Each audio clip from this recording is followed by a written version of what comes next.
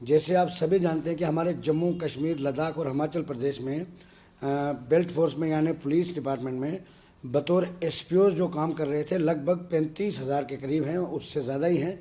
तो उनको मात्र 6,000 रुपया जो माहाना दिया जाता था। तो उसके लिए मैं पिछले 6-7 साल से संघर्ष कर रहा था, जिसमें पिछले साल जो प्राइम मिनिस्टर ऑफ इंडिया हमारे हैं उनसे मैं 2 बार गुहार लगाई थी। उनसे 2 बार मुलाकात के बाद हमारे जम्मू कश्मीर के एसपीओज़ को तनख्वाह में थोड़ा सा इजाफा ज़रूर हुआ, जिसमें 3 साल जो सर्विस करता होगा तो उसको 6,000, उसके ऊपर 9,000, फिर 12,000, 15,000 और 15 साल सर्विस करने के बाद 18,000।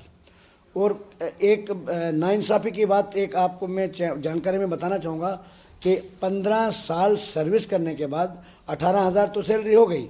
जब वो रिटायर होंगे, मतलब 60 साल सर्विस करने के बाद, तो उनको न वो किसी जगह मजदूरी कर सकते हैं, कोई भी बेनिफिट उनको बाद में नहीं दिया जाता था। जिससे हमारा ये मानना है कि उनके बच्चों के साथ जम्मू कश्मीर की जो सरकार है उनके फैमिली के साथ, उनके बच्चों के करियर के साथ जो खिलवाड़ कर रही थी, तो उस चीज़ को हमने पिछले 6 साल से इस संघर्ष को, हम इस आवाज़ को बुलंद कर रहे थे, जिसमें कहीं हमारे एसपीओज़ भाई शहीद भी हो चुके हैं इस देश के नाम पर, और मात्र 6,000 रुपये की नौकरी के ऊपर।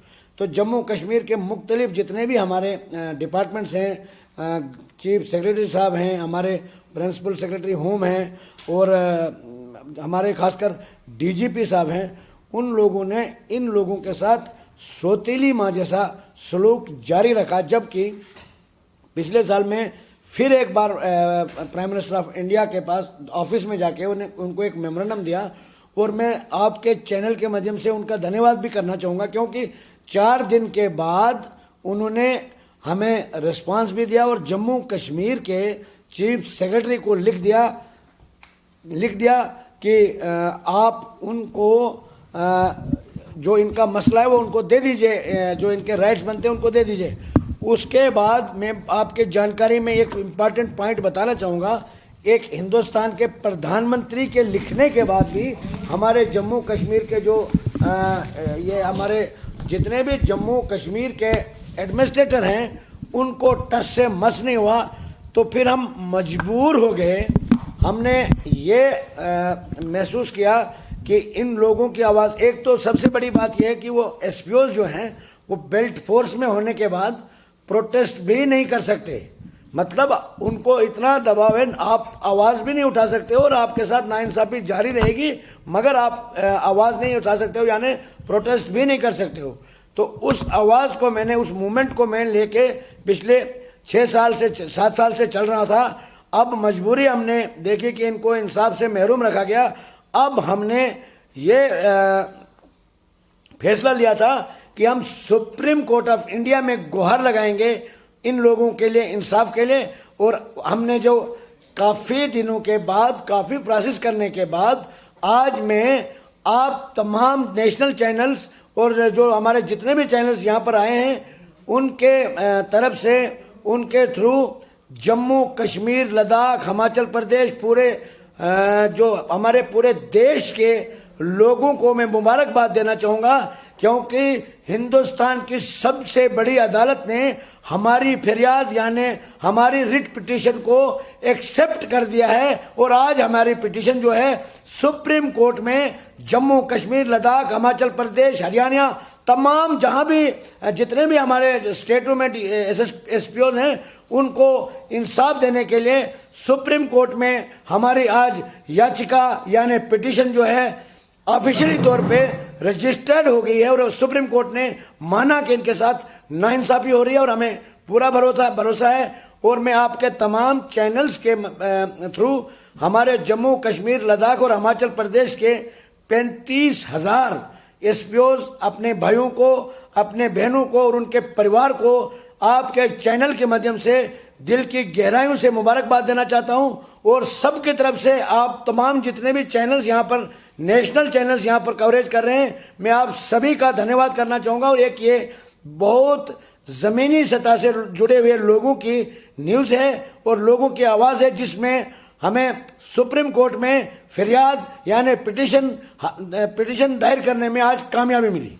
मेरे जो जम्मू कश्मीर लद्दाख, हिमाचल प्रदेश में जितने भी मेरे एसपीओज भाई हैं, 35,000 परिवार के आप इस वक्त न्यूज़ को कवरेज कर रहे हो और उनके दिलों की बात को आप कवर कर रहे हो। यानी जम्मू कश्मीर के साथ नाइंसाफ़ी जो हो रही थी, उसमें सुप्रीम कोर्ट ने जो हमारी पिटीशन फाइल की है, मैं आपको बताना चाहूँगा कि जम्मू कश्मीर में हमारे कहीं ऐसे मेरे साथी है, रोना आ जाता है जनाब। वो देश के नाम पर बिल्कुल शॉट डेड कर दिए जाते हैं। ये आप देख लीजिए, इनको ड्यूरिंग ड्यूटी कई एसपीओज हैं, लगभग 500 एसपीओज हमारे शहीद हुए हैं। मैं आपके तमाम चैनल्स के थ्रू उनको नमन करता हूं, उनको सल्यूट करता हूं। ये एनडीटीवी की रिपोर्ट है, ये एनडीटीवी नेशनल चैनल की रिपोर्ट है। और बहुत सारे ऐसे केसेस मेरे पास हैं जो मैंने सुप्रीम कोर्ट में पिटीशन में दायर किए हैं और उनसे गुहार लगाई है। और मैं आप पिटीशन के बारे में आपको जानकारी दूंगा। पिटीशन नंबर 1942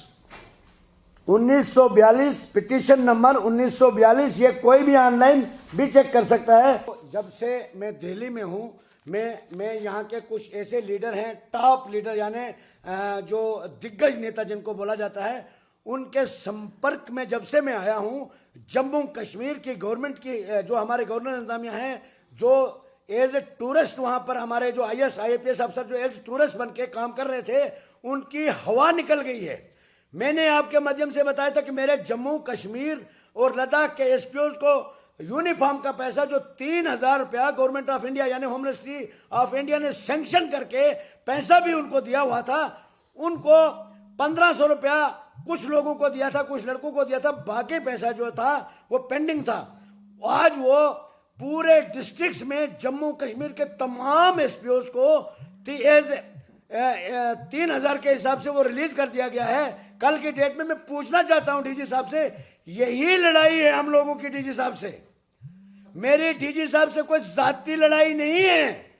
जो मेरे भाई शहीद हो रहे हैं, गोली खा रहे हैं, गोली के सामने मेरी बहनें, जब आप कश्मीर में देखोगे, जिस घर में हिंदुस्तान के झंडे को लेकर जिस तिरंगे में उनकी डेड बॉडी जिस घर में जाती है और बाद में उनको मात्र 2.25 लाख रुपया या 2 लाख रुपया दिया जाता है, उसके बाद उनको पूछा तक नहीं जाता है। यही हमने गुहार लगाई थी सुप्रीम कोर्ट ऑफ इंडिया में और हमें कामयाबी मिली। मैं जो हमारे वकील साहिबान हैं उनका और सुप्रीम कोर्ट का 35,000 बेसहारा परिवार की तरफ से उम्मीद करता हूं कि वो हमें भरोसा है कि हमें इंसाफ मिलेगा।